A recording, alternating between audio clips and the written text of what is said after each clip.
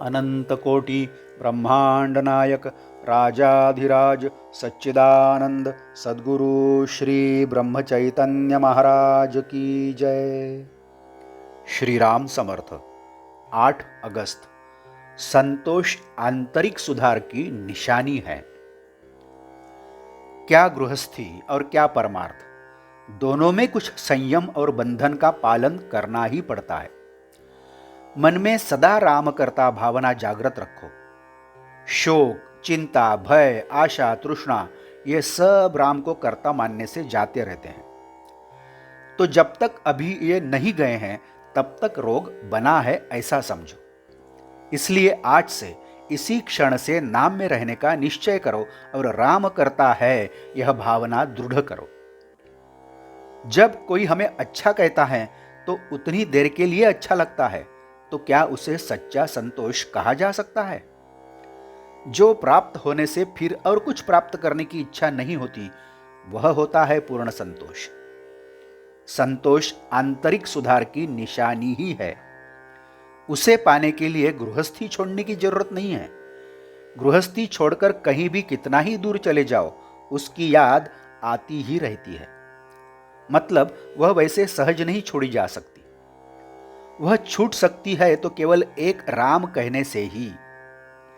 कोई भी कर्म करो, भगवान के नाम में करो, यानी भगवान का नाम स्मरण करते करते करो।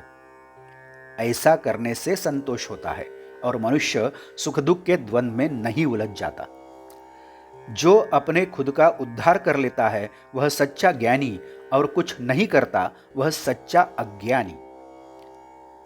बुद्धि वासना का परिणत स्वरूप होता है।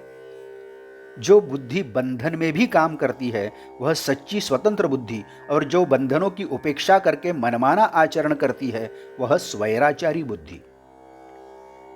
वासना का नष्ट होना देह बुद्धि का नष्ट होना है।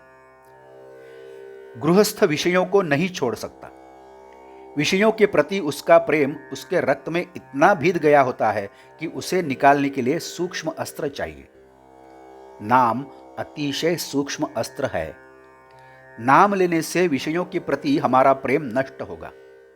सचमुच थोड़ा मन से निश्चय करो, परमात्मा बहुत दयालु है, वह निश्चय ही हमारे पीछे रहेंगे।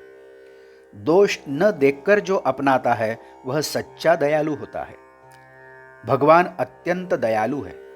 उसके नाम के सहवास में रहने पर हमारा देह के प्रति जो प्रेम है वह नष्ट होगा, और देह के प्रति प्रेम नष्ट हुआ तो फिर उसके द्वारा रचित संसार के प्रति भी प्रेम कम होगा, और तब हमें सर्वत्र राम दिखाई देगा। प्रत्येक जीव का आकर्षण चिरंतन संतोष की ओर होता है, और वह आकर्षण परमेश्वर प्राप्ति से ही पूरा हो सकता है। और यह प्राप्ति होने के लिए यदि कोई अत्यंत सुलभ साधन है और परमात्मा का सतत सहवास यदि किसी से उपलब्ध हो सकता है तो केवल एक नाम से।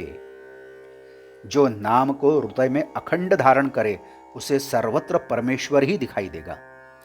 भगवान की प्राप्ति के लिए जो अनन्य साधन हैं उनमें उपाधि के कारण चंचलता होती है, किंतु नाम साधन होते हुए भी स्थिर है। अतः भगवान का नाम तुम प्रेम से लो, श्रद्धा से लो, मन से लो। आज का बोध वचन, अखंड नाम स्मरण करते रहो, अत्यंत संतोष होगा। जानकी जीवन स्मरण जय जय राम। नमस्कार। यदि आपने इस चैनल को अभी तक सब्सक्राइब नहीं किया है तो कृपया सब्सक्राइब करिए।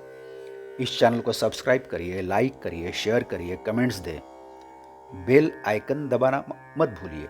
धन्यवाद।